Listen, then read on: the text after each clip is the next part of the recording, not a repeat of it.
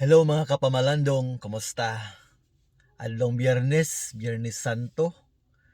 O karon atong saulog o gihandom ang kamatayon sa atong Ginoo, no, 2000 years ago.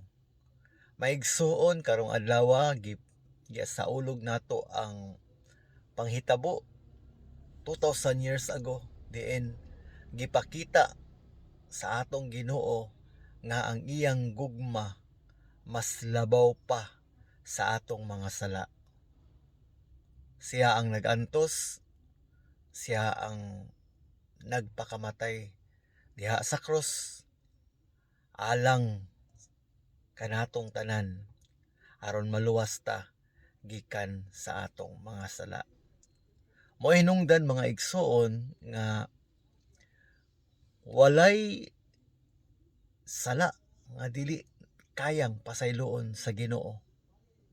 Dinhi ni maong adlaw iyang gipakita nga bisag unsa pa kadako sa salaon nga imong nabuhat, kini kayang pasayloon niya tungod sa iyang kamatayon sa cross. Igsoon ang kamatayon niya sa cross dili alang sa mga taong angayan, dili alang sa mga taong buutan. Kung ikaw karon sa imong kinabuhi kapamalandong, gahuna-huna ka nga perti ng salbahisa nimo, perti dakoa sa sala nga imong nabuhat. I want you to know, usa ka sa gipakamatyan sa Ginoo. Nidupa siya sa krus ug namatay aron maluwas ka, aron mapasaylo ka. My dear brothers and sisters in Christ, karong adlaw angayan nato siyang pasalamatan.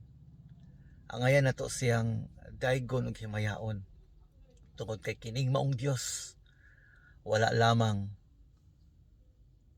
nahigugma layo nato kundi ni uban nato,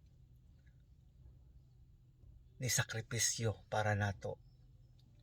O kining maong Dios nga nahigugma nato, iyang gihatag ang iyang kaugalingon para nato. Ngun hindi kadako ang gugma sa Dios nga rika nato igsoon. Hinaot nga ato kining magamit sa pagpadayon, pagpaningkamot sa pagtubag ning maong gugma, sa pagpakita ning maong gugma diha kaniya o diha sa atong isig katawo. God bless you, brothers and sisters in Christ.